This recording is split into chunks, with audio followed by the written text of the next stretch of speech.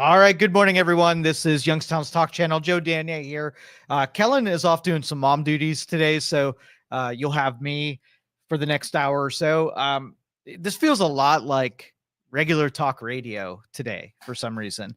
Did a number of years of fill-in work for talk radio hosts and whatnot.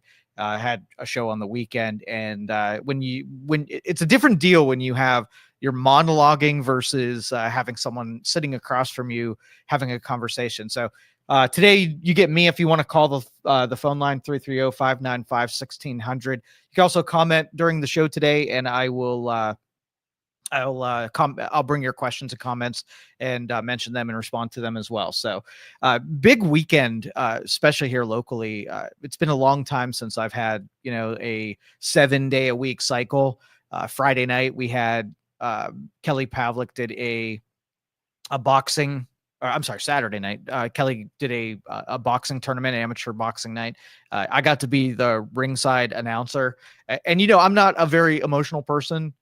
And so sort of the attitude you have to carry into the boxing ring is to get everybody motivated and hyped up. And it was a little bit outside of my comfort zone, but it was fun to do. And, it's cool seeing people, especially who have been pretty successful in other areas, to bring some of that energy and momentum back to the Valley. We need more people participating, bringing events, because the public, that's the number one complaint, is that there's nothing to do. And when you have people that are making an effort, investing in the community, it's really good to see the community support these kinds of things and show appreciation for the people who are willing to take a risk. Because I'm telling you, I've been a promoter for a ton of events, and it is not an easy thing to host an event, promote an event, that day before when you're like, what if nobody shows up kind of thing. And I've had those sweats going into a ton of different events, and it's not fun. So it's good to see that the community came out and supported Kelly. And then yesterday, got up. I mean, I wake up early anyway, but got up at 3:00 in the morning to MC the Youngstown Marathon. Did the announcing and played the music for that. Ton of runners came down. And again, another great event for a subset of the community here. And it got, like I said, a ton of support. So yeah, kudos to everybody in the community that keeps showing up. That's what we need for people to take that risk and to come to town. It's got to be a good experience. And it's a pleasure to see that support from all of you. Some news stuff, like probably the most important thing over the weekend was the escalation in the Russia and Ukraine deal. This was probably the most James Bondy spy movie type of assault that I've seen, in the real world. So if you haven't heard, let me catch everybody up. Ukraine, Russia going back and forth. Russia lobs missiles in Ukraine. Just it's a battle, and you can tell that Russia has the upper hand, and they aren't flexing their military might as much as they could have or could be, and so they've kind of just kept it proportional to the defenses. And war is weird because as a kid, you're like, if you've got a powerful military and you want to win the battle, would you not just want to overwhelm and go in and, end it in a day versus, it's almost like the karate movies where, you have a group, you have the hero and you have 20 ninjas and they just attack one at a time. And then the hero has a chance to just like only battle one at a time in a nice consecutive line versus them all attacking at once and getting the thing over with kind of thing. So anyway, this plan, and I guess it's been in the works for over a year. They took semi trucks, and it almost like they created like a little false floor in the top of the semi truck, and they loaded the semi truck with drones. So in the top of the, situated at the very top of the semi truck, maybe you have 20 drones sitting in the top. And then they filled the semi truck with regular stuff, and they paid Russian semi truck drivers to drive to specific areas to deliver the goods that are in these semi trucks. And then when they got close to their targets, they released the top portion of the semi truck, and all the drones took off and went after their targets. And in this case, they were military bombers. And I think they took out 40 of these military bombers, nuclear capable military bombers. And so obviously they hit much more of the interior of Russia, huge escalation. The retaliation is absolutely promised by Russia to hit big and hard at some point today. One of the Russian ministers was quoted as saying, "You'll see today." Russia's about 7 hours ahead of us, so it's already in the mid-afternoon. I don't know what the retaliation looks like. I don't know if this is the onset of a nuclear escalation, whether or not it would just be a harder version of the conventional weapons that they're have been, lobbing so far, just in more, more dense attacks. I just don't know. I'm hopeful that it's just that and it's not a nuclear retaliation, because Russia has in the past threatened to not only hit Kyiv but also the NATO allies. So this whole conversation is whether or not this is the beginning of World War III, where the North Korea, China, Russia, axis start to target NATO allies that are arming Ukraine. I mean, logically, that makes sense that if you wanted to put them all in the group, start World War III, that's what you would go after. But all it's really going to take is a nuclear explosion, and things are going to come unglued very quickly. And especially if they go outside of Ukraine and they hit Poland or they hit somebody in Europe. America has a pretty good ocean between all of this business, so it would be a much bigger endeavor for Russia to take aim at us, and especially because of Trump's separation of who we're supporting in this war. We were a big funder of some of the defenses and some of the munitions that Ukraine was using to attack Russia. So we could have been very easily in part of that group as one of the NATO sponsoring, the armament of Ukraine. So I think with that distance, we're less of a target than we would have been otherwise.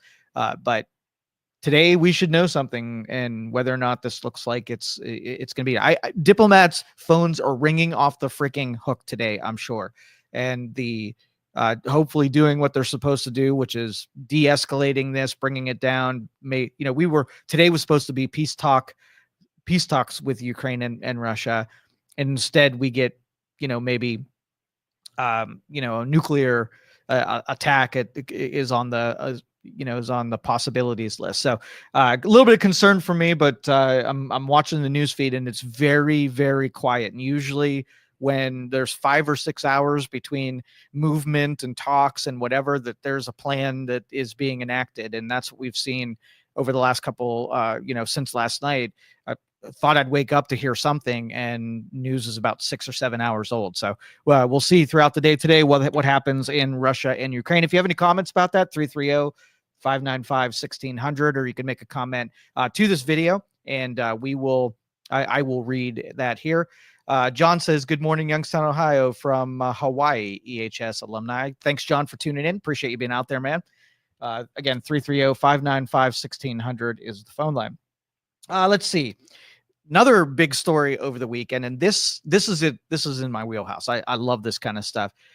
Trump reposted a truth. I think that's what they're called on true social media. I think they're called truths. But anyway, that Biden was actually killed in 2020. This isn't Trump saying this, but this is him reposting someone else's article that in 2020, Joe Biden was eliminated, and they have been using clones, body doubles, and whatnot to create a Joe Biden that they can control and whatever. This is a cool conspiracy theory, and it's off the hook. It's off the chain for sure. But I remember since the last election, there was, I think the first picture that made its rounds was what looked like a mask that was on someone, where on the neckline, it looked like there was a seam that came above where the shirt collar was. And then there was a weird seam across Joe Biden's neck. And so masking up somebody with a nice latex Joe Biden stand-in was the suggestion there. Now, I don't think it was that. I think the guy's old and he's got some neck folds that maybe at the right camera angle made it look like a mask. Sure. But it's still a fun possibility that, you had a candidate that was being emulated or not a candidate, but a president that was being emulated rather than the real deal there. But there was also some perspective, like some height differences over the course of his presidency. He would stand next to some people and he would look super tall, like he had grown 8 inches. If you're going to do this, though, and you're going to create a body double, this isn't going to be like a Hollywood body double where they can, in edits, make you look similar or more of the same. They did it with what's his name in Fast and Furious, right? They used CGI to be able to concoct someone, and you could tell that it wasn't that person, but they did a pretty good job of creating the illusion that they had, a person that had passed away as part of it, right? But I think if you're going to get a body double, you're going to do it so well because you have to get away with it. You're going to have a lot of critical eyes looking at what you're doing, and you got to pass muster. They even had pictures of like earlobes being different. Like I said, the height being different, the whole facial features being different. And you could very easily say that might be just a guy who was under a lot of stresses and took on some lots of physical changes as he aged. I mean, he's in his 80s, right? And so that could be sort of like the good explanation as to why he's taken on so many aesthetic changes. I watched like Obama during the last part of his presidency go from what looked like he was a young president to that was, gray haired and looking a little bit wary. I think the pressures of that job just destroy you physically. So I don't know. What do you think about the conspiracy theory that Joe Biden's a clone? It's interesting because I don't think Trump does anything coincidence wise. I think there's always a plan behind some of this. Maybe he's impulsive. I have no idea. But there's got to be a reason, some kind of distraction that goes along with it. Some, throwing the bait out to the media so that they'll cover one thing endlessly that doesn't matter at all. Like, the Greenland thing, the Canada thing, the Panama Canal thing. Like, I think these are all just distraction mechanisms. And this might be one of them too. We'll see if that we can get President Trump to comment on whether or not he truly believes that Joe Biden was a clone or had a body double throughout his presidency, especially if he had cancer, he was suffering from some decline cognitively, either Alzheimer's or just the natural aging, what the brain does. The auto pen scandal where they're, taking his signatures, and it kind of adds up to there were probably people in the background that were responsible for a lot of action, and maybe the figurehead of Joe Biden was the extent of it. Maybe he really wasn't doing any presidenting, and he was just a guy that was being emulated. Let's see, we got a phone call. Let me get that real quick.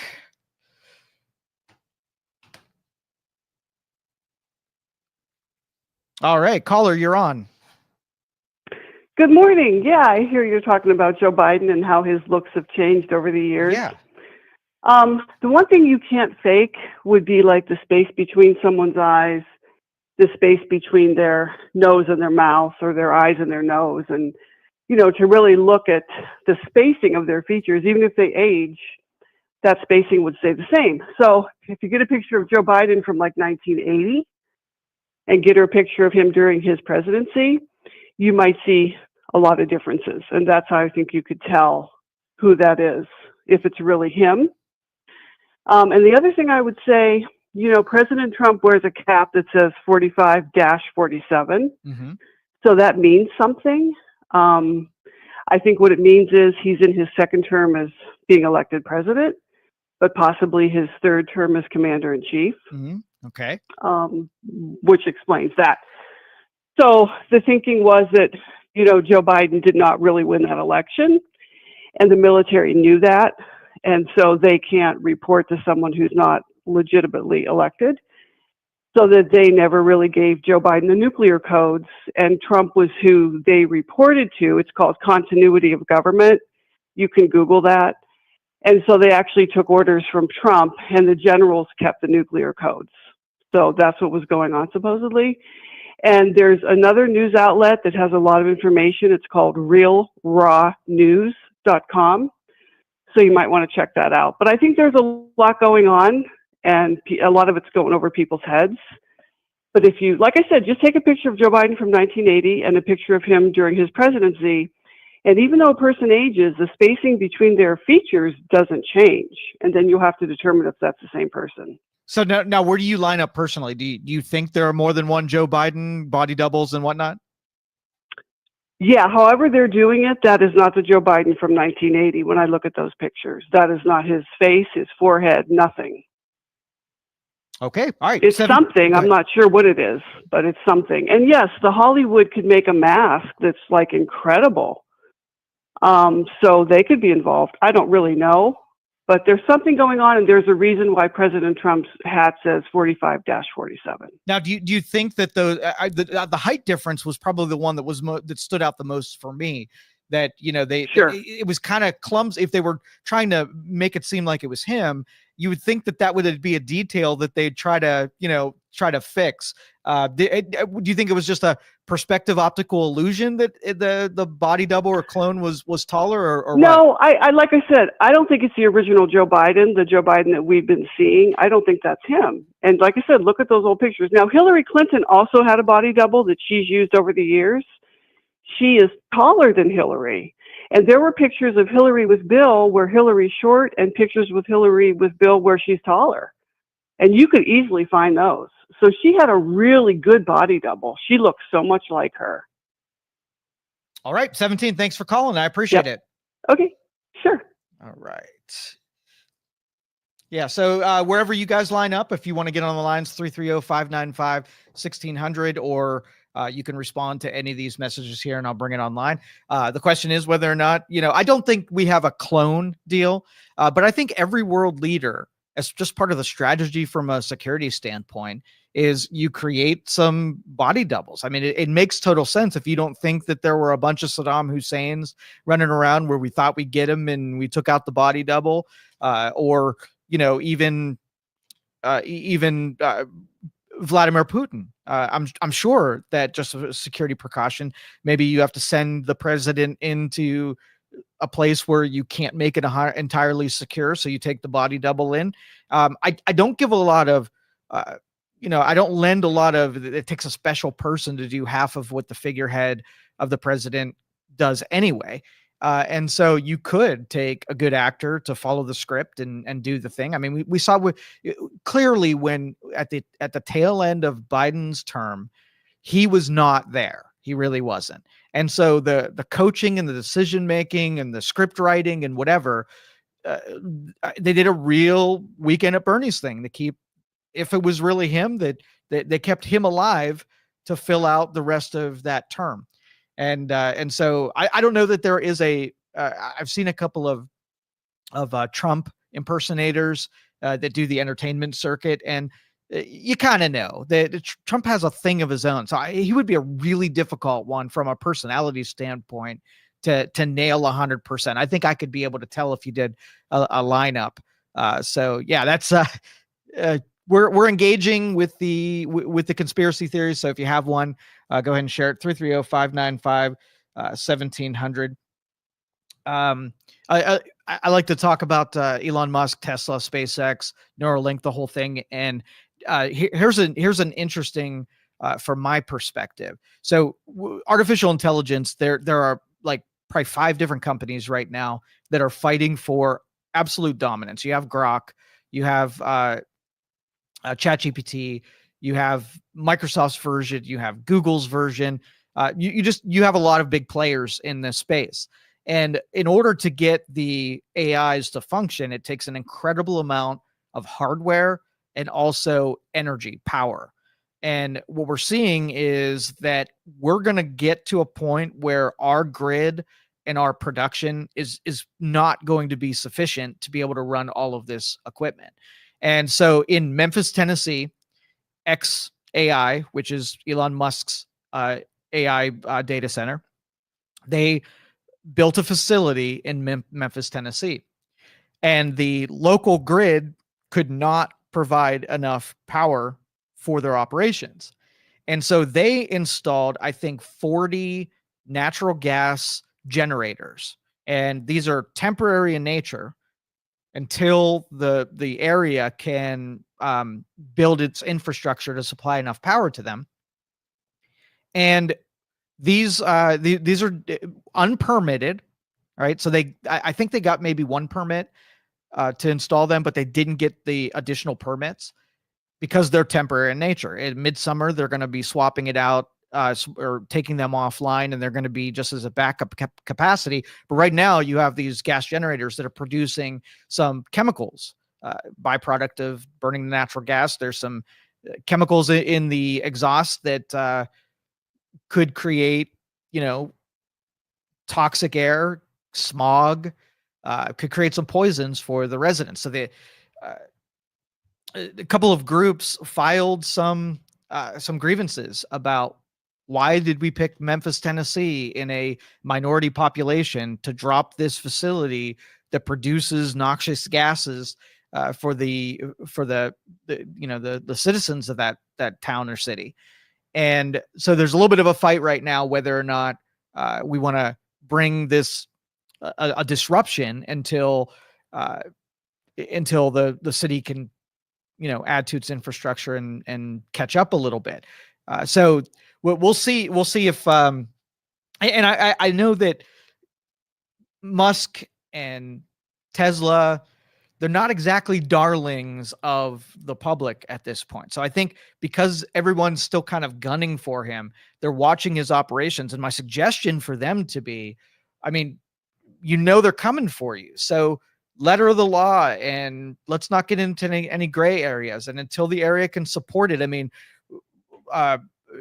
we have to weigh whether or not we want to throttle some innovations and let XAI compete in that space and keep training and building facilities, bringing jobs and doing that versus, creating problems both politically, environmentally, and, reputationally. They're in a bad spot for this side. So are we picking on them a little bit more than we would other companies? If Google put a facility in Memphis, do you think they would get so much pushback? Probably not. Google's a little bit more darling than what Elon Musk has put together. But that is my big fear, is that we have this tendency to take innovations and we both want them, but we don't want them in our backyard. We want cell phones, but we don't want the slave labor and the lithium mining and all the repercussions from those things that come along with it, where, we're part of the problem is we're demanding the technologies, but then we almost force it to be outsourced to other countries because, the cost of those things, not just in monetary costs, but the cost of those things is a lot more than if we looked at it. We would have some objections of what it takes to get most of the things we enjoy, on a daily basis. So that going back and forth. So if you have any comments on that, 330-595-1600, or you can comment on this post here. I would for sure, over the course of the next probably 2 years, to watch some of this industry get re-onshored again, bring some of the manufacturing back here. But the public has to get right with what we're willing to tolerate from, that political and social cost and environmental cost as we, go through that. So if we started doing lithium, and would you think we would do it in a more environmentally friendly way than it's being done in China and in Asia? Or is it going to be every bit as dirty, but we're happier because we have some human cost controls where we're not enslaving people to dig in those mines, and we're not, polluting the rivers through it? We can do it. Might not be safe standard, like safe right now would be, it's not happening here at all. So there's 0% chance of polluting the groundwater. We bring it here, and now there's something above zero. Might be safer than if we weren't paying attention or permitting or regulating at all. But it's one of those things where we got to kind of get right about what we're tolerating. We're going to love the jobs. We're going to love the prosperity. We're going to love the innovation. We're going to hate the fact that these things that were going on all along are now in our backyard, and we get to eyeball them and get our feelings wrapped around how we, how we dance with those issues. So if I were Tesla, I would have said, okay, well, you're gunning for us. Let's get all the permitting. Let's have the EPA come through, give its blessing. Maybe the permit should have been specified that it's a temporary deal, and maybe that would have taken a lot of this criticism off of it. My fear is that they shut it down until the summer, until the grid can happen, and then you take one company and you knocked its knees out. And I hate that regulations can target one company. So long as everybody's following the same standards, then I think it's fair. But I do think that they're going to get hammered more than if it were, say, a Google or a Microsoft or whatnot. 330-595-1600. The volatility, we talked a lot about the tariffs over the last month. We're into June now. And, last week going into the economic and financial reports about the level of inflations and what the economic health, there's a lot of good things that are coming out of those reports. Not as bad as we thought it was going to be. The impacts are not as harsh as we thought it was going to be there. And I read kind of both of these impacts, and the proponents are still super optimistic that we're going to be outrun all of the fallout from what those tariffs represented. But then you had someone like Mark Cuban, who I have a lot of respect for on the business side of things. A lot of companies, in response to what they thought was going to happen, did a lot more future purchasing of what they were going to need. And so it's kind of skewed the numbers a little bit, because we, until the tariffs, maybe 4 months from now, will show an accurate depiction of what, the increased costs are going to be. You had some cost increases, but they were more predictive cost increases. And so we're going to see what actual costs rotate through the economy. But what I've seen on a personal side, I have a wing of one of my companies that does business development. And for the last year or so, there has, there hasn't been a lot of new entrepreneurs coming into the marketplace. You didn't have people making capital improvements and taking, new risks. And it was very quiet on the innovation side as far as local business here in the Northeast Ohio. And just in the last 2 weeks, I've probably got 4 or 5 calls of people that want to start a business, write a business plan, look for funding, looking to hire some people to start these new companies. And when I compare that, something weird happened in January. And it's almost like something shifted, where the entrepreneur spirit all of a sudden triggered in these conditions. And Kelin and I talked a couple of weeks ago about like parents and whether or not you want to remove frictions from your kid's life, right? Every parent wants their kid to have a little bit easier of a time than they had, thinking that that is the utopia version, where if you take the frictions away, then they have a easier time to get ahead. They have less obstacles that, ruin the chances of realizing dreams and whatnot. But when we remove the frictions, what made us strong in our generation, the strength and the tolerances for those frictions are absent. And so we don't give a lot of the entropy side of things enough credit. And so that's bringing it back to the economy, is when you have an economy that's predictable and calm, and there isn't a lot of risk and beta in it, you kind of take the entrepreneurs out of the equation, because it's standardized. There's no flux there. Whoever's established is making it, and it's harder for the new guy to step into it. But when you add some volatility into it, it's almost like entrepreneurs jump in and capitalize on that. So I have a respect for big business, the consolidation of being able to create industries that employ, thousands of people. but I'm a bigger believer in way more independent entrepreneurs. If you're participating and you're a small, nimble company, you have more, you can do more, right? You can make quicker decisions. You could bring things to market differently. And I think that gives an advantage to the smaller operators, and it brings more value to the economy and consumers. But the natural tendency is to to consolidate, and you ruin sort of like that entrepreneur spirit when you get too much consolidation, because it gives huge advantage to big corporations and small advantage or almost a disadvantage to entrepreneurs. But I noticed that you added volatility, which made us all feel bad. The predictability went away. But at the same time, I've seen a ton of entrepreneurs step up and start creating again, start dreaming, because it's the Super Bowl for the entrepreneur, taking advantage of weaknesses with big corporations. But at the same time, this has to be sort of like a order and entropy oscillation.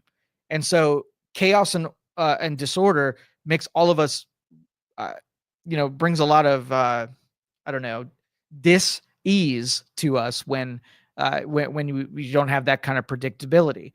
But the cost is we feel worse, but the good thing is that things get created. I think the analogy I used before, when we were doing net neutrality, I know I'm jumping all over the place, you got to forgive me, but net neutrality was sort of like we were developing internet for everyone, right? We had coaxial cable, we had high-speed internet, and everybody kind of decided that is good enough, and let's just make it into a commodity utility and make sure everybody has what everybody has what the current technology will support.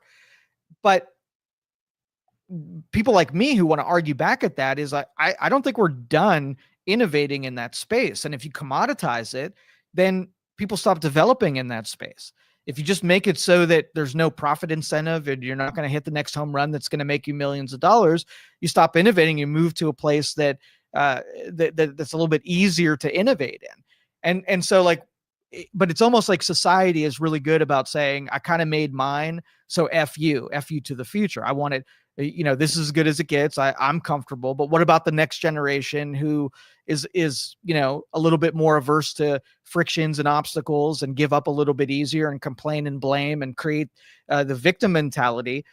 We need those people. We got a lot of problems to solve. And if our most college educated, most bright and brilliant people are, they're paralyzed because they don't know how to push up against big forces. And so this is evidence that when you bring the forces down a little bit, where you think it's a long odds type of pursuit, how willing are you to take the risk now? What will make you get off the sidelines and jump in and take those risks? And I think we are prime right now for a lot of risk takers to fill in the voids where big corporations just aren't capable. They're too big. And again, the downside of having a bunch of small operators, would you rather, John's Sundries or Amazon, where you get something in 2 days, right? And there's a lot of inconveniences with having small operators. They're just not capable of doing some of the conveniences that all of us have taken for granted. So it gives advantage to big companies. So anyway, 330-595-1600. Pride Month began. So what are your thoughts on dedicating the month of June to Pride? And I'll share my quick thoughts on it. I don't really have an angle on this. If just like we've invented holidays and memorial days to give a certain group of people the stage to be able to celebrate whatever it is. So you want to have, Comic-Con Day. If you're enjoying it, it brings, brings people information about your cause, I'm all for it. But every time it happens, we get the almost programmed response, the people that hate it versus the people that are for it. Now I put the pride people into two camps. You have the people who just take the time to want to, educate and talk to the public. And then you have the saboteurs, the people that lay in waiting. The people like to get a tattoo on their face and then they wait for you to notice it, and they get real, pearl clutchy over the fact that you notice those people, the people that want to use this to like throw it in your face just to start a fight. I don't think they are good for the cause. If you really have a noble cause of just wanting to embrace the public and have it be a peaceful, accepting enterprise, so be it. But the people who just do it to fight, I almost give them as much of the blame as sort of the bigots out there that also can't wait to say something. So they're in equal camps because they're just they just like to start problems. The arguments that you can get on a daily basis from looking at social media, you can take, if you had any hope in humanity, it's just completely torn down by how quickly people are willing to to go after one another in a moment's notice. I mean, we brought up last week that there was a show, Edgar Allan Poe. They did a theatrical performance of the works of Edgar Allan Poe, and I'm a big fan of Poe. Well, I have a little mistrust with theater in general, where they've taken some liberties within something that I love. I love the literary works of Poe. But if somebody changes it and updates it and, bastardizes it in a certain way, I'm not really interested in seeing that version of it. So I just went out to social media and I asked for reviews, whether or not this is authentic Poe or this is like woke Poe. That's all I said. That's all I wanted to know. And if it's the woke Poe, then it's just not for me. It's not something I want to spend money or time on doing. Or is this traditional Poe, where you had also people who have a lot of respect for Edgar Allan Poe and they're just paying homage to somebody that, they admire. And of course, rather than giving me a review what it was, the information I was after, I got gang tackled by a bunch of people who wanted to call me a bigot for just wanting to know that stuff. And so do you have, as the public, the right then to reward certain things that you like and agree with, and not reward? Like, I don't want to punish the theater company. I think they should do whatever they want to do. I just want to know what it is. And clearly it should be, I think all things should be advertised so the consumer gets a good value for what they're willing, to spend. Even when, if I, on a principle level, disagree with content or with the end, nobody's making me go see it. Nobody's making me support it. I can scroll down social media and see it, and I'm not appalled or feel like I need to tell them how I don't like them. I just don't participate. And, I disagree a lot with some of the activists who, almost take the camp that just doesn't want to be involved, wants to be left alone, and somehow assign some kind of shame or blame to people who just don't want to play in that realm. And, my silence on it is, my right. And it's also my responsibility. So feel the same way about voting. If candidates or issues don't inspire you enough to leave your house to vote, that is on them, not on you. So I'm not one of those people who say that against your conscience, go and do something because someone is forcing you. So you don't have to say I support or I agree with or whatever. Your silence is just as valuable. You have yet to be inspired, so they need to improve their messaging so that it inspires you too. It's on them, not on you. So don't feel obligated to do anything. You can kick back, let people be people. You don't have to. You don't have to be the person to criticize those things. Just your silence is enough. And I wish more of that tact would be taken. Just leave me the frick alone. That's all I really want. I don't want, people forcing me to support. My opinion is not all that valuable in that space. I have really nothing to offer other than, I believe in people, the good-natured part of people. I will go above and beyond to help anybody that's in need. And I will, I will take the mistreatment that of people and I'll admonish it as much as I can. And I don't support it. I don't do it myself. Just leave people alone. Jerry says DEI and the bandwagonism has created the X month celebrations. And I think if the bandwagoners would be taken out of the equation, then there would not be enough individuals to make the cause as prevalent. We need have a special Americans month as that what we all are. Okay, so yeah, and that's what I'm saying. Like, it's almost like bait. It's almost like bigot bait, where something is created not necessarily to celebrate the thing and advocate for it. It's meant to create argumentation. And, like when you have these pride parades, it's not just a bunch of people who are just like, hey, we're regular people and we just want to be appreciated. They're these over amplified, almost like perversions that are meant to just shock you into something. And I don't know if that's, I don't know the intent of that, where, people are using it as a display of sexuality and everything that, I remember Larry Flint, he was targeted because this was socially shunned, that we didn't want to create the smut and put it out into culture. We wanted people to be humble and, be virtuous, and felt like it was so accepting to be able to tolerate this stuff in the public. And that's sort of like, if you have a whole month dedicated to winning over everyone and you do the most outlandish things, all you're going to do is create more people. And I think create more people that are against what it is that you stand for. And I think that punch in the eye is the point and purpose. It's almost like troll bots, right? They're intended not necessarily for good. They're intended to get you riled up.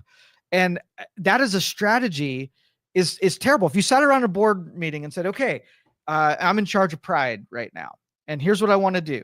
All we really want is to be accepted. We really want is to reduce violence within the community, show people that we can be contributors. We're regular people who just have lifestyles that are different from everyone else. How's this going to, for optics sake or for promoting this sake, what should we do within our parade? What are guidelines for making sure that we put ourselves in the best light possible? Are we, donating our time to a soup kitchen and watch, hey, look at all these regular people just doing the same things here? That's how I would frame it. When you don't get that, there's some weird strategy going on. And that's why I kind of just leave it alone, because I would have all sorts of criticisms for what you're doing in display of that. And so anyway, 330-595-1600. I welcome everybody to Youngstown's Talk channel. I take, topics that are happening in the news and local things as well.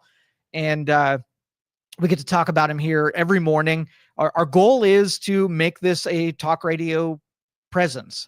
We're making strides to get ourselves on terrestrial radio, as well as having the streaming channels. We're trying to attract talent that are going to keep us on air for a good part of the day. So when you're at work and you need something to listen to, something to get your blood pressure up, or something to connect with, we want this to be your spot. I got a chance through the last 2 days to meet a lot of people, Youngstown residents, through the Youngstown Marathon and also at Kelly's boxing thing. And I got some input on, what's missing, like what's needed from the media state here in Youngstown. We have, Mahoning Matters, we have the Vindicator, we have the Tribune, we have a bunch of podcasters like the MLO Bros, and we've got DJ over at YSN. We've got Youngstown Pizza Reviews. So there's a lot of perspectives and there's a lot of talent in our area. And I love that the public is watching and listening and supporting these endeavors, because we were going against conventional media, which if our age demographic for this area, well, let's just say the average age is 65. Well, 65, they know how to turn on an AM radio, and maybe they have a little, cassette player that can play radio while they're at work, but streaming is a little bit more of a foreign substance to some of the people who are, when they're driving around, like, how do you get this stream in your car while you're driving around? Modern cars make it a little bit easier. You plug your phone in and you bring up the stream and then you play it through Bluetooth. But that's a couple of steps where there's a part of the an age group that are like, now I just want to hit the power button, go to my favorite station. All this other stuff is too cumbersome. And if you're, if you're doing, you're in the shop or you're in the office, playing the radio all day long and listening to either music or talk radio. It's something that absolutely happened with terrestrial radio. That's not a little bit harder, a little bit learning more of a learning curve to get our voices in, in those offices. But I do appreciate having talked to a lot of you over this weekend about what we should be doing different, how it could be made better, what your vision is from the consumer, and very helpful stuff. And I appreciate all of you guys listening. And what's beautiful about this is that we get to talk to the local crowd, the regional crowd, the whole nation and the whole world. We get listeners and viewers about what's happening in Youngstown from all over the globe. I'm shocked to sometimes see where people are listening from. John in Hawaii is able to pick us up and listen to what's going on in the hometown. Big proponents of what happens here. So if we can make ourselves into a hub for where you get your information and how we exchange ideas. I mean, that's really my vision for this. Give some, getting into media is a little bit more difficult 10 years ago than it is right now. And so if you have a talent for speaking to the masses, there's no gatekeepers that keep you from getting in front of a microphone and doing it. And so there are probably a bunch of really talented people that never got a chance to become a news anchor or a radio host or whatever, that now have a stage where you could just bring your perspective and opinion on the regular. And I love that about the new era of technology. So really happy with what we're doing here and what we're able to do. But we do need some more liberal or Democrat voices. The contingent of the area is especially in that seasoned 65 plus, a lot of Democrats in here. So I don't want to make it, I'm a libertarian. We've got some libertarian leanings, but none of the hosts here are strict Republican or strict Democrat. Just a bunch of moderates who pick and choose topics or policies, principles politically that we line up with, and we're not real keen on joining any kind of camp. But I would say that a majority of the positions are more conservative or more libertarian. So I need a couple of hosts, people like Julie who pay attention and are keyed in on a regular basis. There would be a great voice. And not that I don't appreciate the back and forth and exchanges that we have through chat on our broadcast. I'd like to bring a lot more talent, maybe some unknown talent. People have never even done this before, put them in front of the mic and give them a chance to see if they have a knack for this kind of stuff. Later on today, we usually have, on Monday nights, we have Fast Freddy, who does his show from 7:30. We have another show. This kid his name's Dino, and he's run his own program from Golden Strings Radio. And if you don't know Golden Strings, they do a great job. They're a sort of like a development organization, those with special needs or have, autistic or, just about every developmental need. They put them in situations where there's education, there's experiences and opportunities that are a little bit more controlled than what you get in the private sector. But Dino is a great guy. He's a fascinating guy that is really, he likes animations and movies and cartoons and, that kind of thing. So that's going to be right before we do Freddy's show at 6:00 tonight. We're going to bring Dino in. I'm going to have an exchange with him, give him a chance to get in front of our microphone and go wherever it takes him. There's no template for this guy. We're going to let him run loose and see where he goes. I actually spoke to a Disney animator, Gene Gonda. He's a talented animator for Disney who lives here in the Youngstown area. Think he's since retired. Very talented artist. And I'm going to bring them both down, Gene and Dino, and let them have a back and forth about something that Dino loves in front of of an expert in that field. I've loved our guests over the last month. We brought in politicians. We brought in people from different industries to talk about what they do. And it's real fascinating. So I was a little bit off track there, but I just wanted to make mention the people that I talked to had high praise for what we're doing here. And we're going to continue doing it. And you guys, the listeners, we really appreciate you tuning in every day at 9 o'clock and sharing with us. 330-595-1600 if you want to call the program. Also, you can send your chats and I will read them as I've been doing. If you caught the Joe Rogan podcast episode with Bono, I wanted to just share one little segment that has sort of went a little viral on social media. The USAID program that got cut by Doge. The narrative was I'll give you both sides of this. So USAID was sort of like an NGO outside of government agency that funded a lot of different programs, right? And it was really free from a lot of the spending that a typical government agency would be relegated to. So they can take some liberties in different departments. So the Doge team found that this NGO, USAID, was wrought with fraud, where they were funding things that were outlandish, huge amounts of waste. They were money laundering. There was some money laundering that was going on where money would go outside of government, find its way back into the people who were, politicians' bank accounts and funding weird organizations. And it was a cluster. USAID was probably needed to be shut down, long ago, if anybody would have audited where the real money trail went. Well, Bono on the Joe Rogan podcast said that 300,000 people have died because of USAID's closure. And the pushback from Rogan was that even if, let's just grant him that there were some good things happening, as he put it, there was food that was rotting in warehouses and on docks because of the shutdown.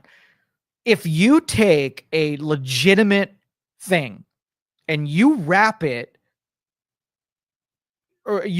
that thing around an illegitimate thing. So you take the fraud, but then you put a wrapping of something that is good.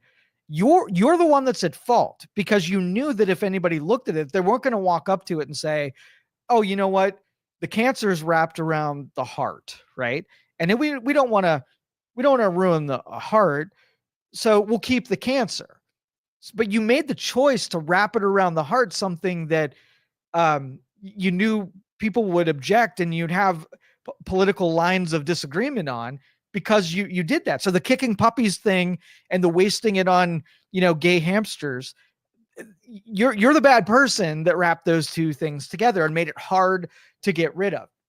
But anyway, in the end, as Denise said, USAID funded arming terrorists around the world too. Bono is a liar, and in my opinion. But here's what happened. He took an expert, and I think the article said that there was a single expert that made a projection because of USAID could harm or kill 300,000. And then it was floated as an absolute that 300,000 people have died. So, but we granted them the 300 is right. I blame the people that wrapped USAID in all of the terrible things that they were doing with the money laundering scheme. But doesn't seem that that's an accurate thing if it's based on a projection. So I would, as just a good person, I would expect that if there were hell to pay, if there was some kind of downside, that if you're going to cut a program, that you make sure the people that were legitimately needing the aid to, not suffer and not die, because of it. Elon Musk challenged back on X that it was a lie that 300,000 people, but he said it on one of the biggest podcasts in the world. And now there are a bunch of people that heard that line and also believe it. So the propagation of untruths continue on, and misinformation, gets bigger legs. And now there are more people thinking that the cuts are a terrible mistake. But anyway, thoughts on that? 330-595-1600, or you can text on one of the chats, and I will share that. And there, honestly, there's probably stuff, even local projects and programs, that probably are trying to figure out how to get their funding, because they did get cut off. The argument would be, why were they getting funding? And should some of these enterprises figure out how to be publicly or locally supported rather than something on the federal level? It's really hard to do cost controls when it comes to the federal level. It's hard to get audited and people track the money. I'd much rather, if it's an important function, that it's located at the state level or the local level, so you can keep your eye on it. If you consolidate anything, if you put money into something, it is almost assured that the benefits are going to get eroded by corruption. It's just, it's part of it. And so you create the mechanism that best can pay attention to it and get rid of it or trim it down or get rid of the fraud and waste, versus if you enshrine it in a federal program, the federal government is just way too big for people to pay attention to, with the oversight that's necessary to make sure that some politician won't set up a trough for himself and get rich off of the position of government. Public service should not be a place to go and get super wealthy. Public service is reserved for people who, through their merits in the public or the private sector, make a name for themselves, get intelligent, have a skill set that they can bring to government and lend it into government to make it function and serve the citizens. And here you have people that have never had it. I think at the very least, everybody that serves in government should have done the things that the common citizen have done. So if you want a pro-business president, they better have built an organization, employed people, had to cover payrolls, had to deal with everything that businesses have to deal with, the regulations, the keeping compliant with dealing with the federal government. I want that guy in federal government because they have perspective on what makes it hard to create jobs and what makes it hard to run a business. And so they're less likely to create laws and regulation that hamper the expansion and growth of companies. So that's the expertise that I would want that person going into. I would want someone who, like environmental law, where they saw what companies did that polluted rivers and lakes and the air and clear cutting rainforests and all of that. I want that person to bring their perspective into government so they could do it through an expertise that were garnered in the private sector. I don't want a single politician out there that's the only thing that they've done is become a polished, a polished politician, someone who's good at coming across and saying things that people like to hear and getting people to cut them checks. And that way, from the merit, if I pick them up out of public service and put them in a specialty somewhere with what they talk about, they would be completely incompetent. I mean, they're incompetent right now, but the nature of politics means that incompetent people get to look good and have power and do stuff, when in the real world, they would never be able to do things competently with merit. So we just got this collection and group of people who are terrible in every way, that are getting wealthy and rich by using the mechanisms of government, and they would never make it in the real world. I just want the merit of government and the merit of industry to be in tandem, so that we don't have the fighting is going on. Is the fighting that you see and the trolling that you see is basically a bunch of dumb people fighting with each other, and all the smart people don't want anywhere near those functions because they're not going to get anything done. It's just going to be the pigeon shitting on the chessboard. And at the end of the day, you're going to be destroyed from a reputation standpoint and not get anything done. Who would want to be a part of that? Send all the dumb people there. The problem is that now you get to be ruled by dumb people, which is freaking awful. And anyway, but it's up to the public and how they interview these. You have a chance, everything from the state and federal up, to look at people with what have they done, what are they an expert at, what do they bring to the table, and honestly, right now, if the Democrat is going to run with I'm not Trump and taking shots at Trump, and we're not going to care about the merit of that person. I'd much rather if someone says, I believe in universal basic income or universal health care, right? I would much rather a person talking nonstop about what they know about the math and the principle behind what they say they believe in than just the scoring that happens in the political scene.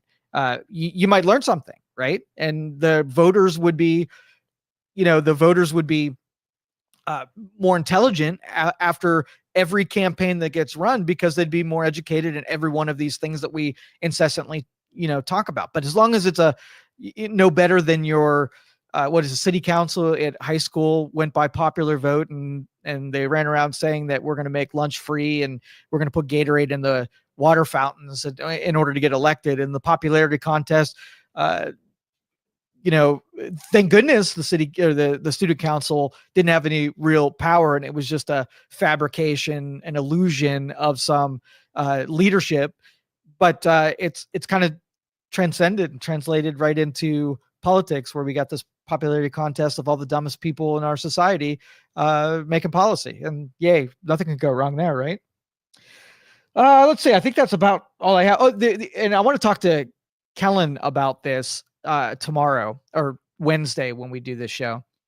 Krista said, I disagree. Trump has taught people that Democrat equals bad, and even Republicans are hated if they're a tiny bit anti-Trump. Give me a little bit more on that. Thank you, sir.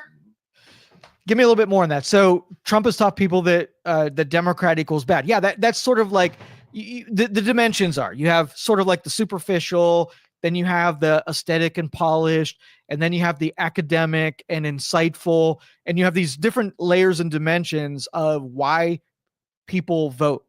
And if you go out to the public and you poll, remember how Jay Leno used to go on the street and you used to ask embarrassing trivia questions to people and how they are a little bit deficient in what they know and what they think they know. They're likely to join a crowd versus having any real thoughts of their own. That's our voting base. And so if you run a focus group about what will get you elected, you don't bring intelligence and academics into the equation if you are playing to a minority percentage of the people who would vote.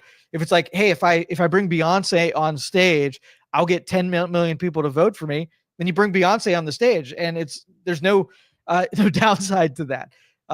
From what I wish, the utopia of how we behave, it's a downside for me because I'm like, oh, great. A bunch of Beyonce fans are now part of the conversation. They shouldn't even be voting if that is their major big advance or biggest reason to vote. Julie says, here is what we know about the waste, fraud, and abuse. Nothing. I suspect there was good and there was fraud. What should have been done is the inspectors general had their feet held to the fire, but they were fired. I agree with you, in a perfect world, that would be the case. But because of the timeline on getting things done, I don't necessarily think we would be able to cut. Remember, everything that we're cutting is someone's favorite project, and cutting those things one at a time. Let's just say there's 100,000 different things that we spend money on, and that's probably on the low end, 100,000 things. If you go one at a time and let people defend and get in your way and file injunctions and whatever, you're going to get like 5 things done. So Trump is on a really limited time scale of at most 2 years to get everything that he wants before he loses the majority in the House and Senate, potentially. And the amount of injunctions that he's going to, in the hundreds of injunctions pushing back against these cuts. So it's almost like it was prescribed that if he wanted to do anything, he had to go nuclear option on it, or else he was going to get nothing out of it. So he kind of took the downside risk of, cutting into things that should have stayed versus through attrition, you letting the inspectors general decide to audit things one at a time. That would have been more graceful. It wouldn't have been as awkward and, ruined so many things in that pursuit. But I just don't think that would have been an option. Krista says, no one who supports Trump wants to hear what a Democrat says, even if they're experienced in UBI, etc. Well, that is absolutely true, because the minority, I want to hear the conversations. I want to have the real debates. I really wish that when they went on TV and had two politicians, they were talking about ideas, and the moderators would allow them to go as far as their ideas went. The problem is, I don't think the politicians have a grasp on this stuff. They have the angle that they're supposed to take, and they have the bullet points that they have to hit. But in the end, none of them are real experts on it. And a long form discussion on universal basic income or socialized medicine would be so free of actual depth that anybody who has any knowledge of it, who read one report and paid attention to it and has interest in it, you as the observer would know more than the people that were on stage. So as long as politics is nothing but, an empty suit, people are just carrying a message that they don't know much about, that's what you're with. And you have the student councils and how they run their operations is who's representing us in all of government. So thank you, Krista, for that. I appreciate it. Carter Stone says the inspector generals were there for 4 years under Biden. So what good was that? Absolutely. When I hear feet to the fire, I do not agree that the inspector generals were actually doing much of anything. I think they were captured. They were in a function, and maybe they put a couple things up on the board to justify the paycheck that they brought home. But they were one of those invisible functions that they only had to do so much. And they're all friends with everybody else that's in government. And so they're not going to push on their friends' projects and disrupt things and become like, you saw what happened to Elon Musk. What if an inspector general did their job? Do you think anybody hates the inspector that comes to do the permit on your house? No, because they make everything harder. They add levels of complication to what you're trying to accomplish. You make enemies. They're a person you tolerate, not a person you want to invite to the mixer in Washington, D.C. And all these people want to be part of the captured government, social life. And so, yeah, I want an inspector general to be a bulldog, like the one person. What's his name? Tom Homan. He is a bulldog. He is someone that I don't think anybody can control. I think he's militant in what he believes. And you want that person. You want the meanest rascal, like the meanest person who has isn't trying to be liked and isn't trying to be invited to parties to be your inspector. I mean a guy that's going to hurt some feelings and break some stuff in that position. And I don't think any of the inspector generals were capable of that. I think they were just part of the captured audience like everybody else. You need an outsider, a mean person. I mean, when you're hiring your attorney, you don't want a nice person that wants to be friendly with the judge. You want a person that's going to go after everyone and break some stuff if their job is the bulldog for the people, not the liked person at the party. So thank you, Carter. That put a little exclamation point. Got to end this a little bit early.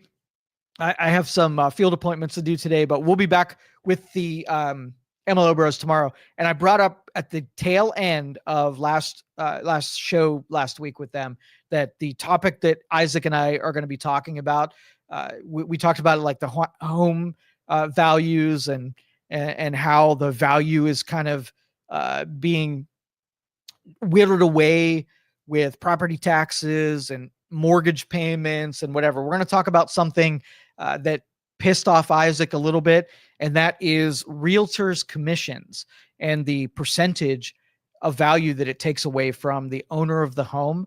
And I'll save that for next time. But anyway, thank you everybody for joining us. Appreciate it. And we'll be back tomorrow, 9:00 with the MLO Bros.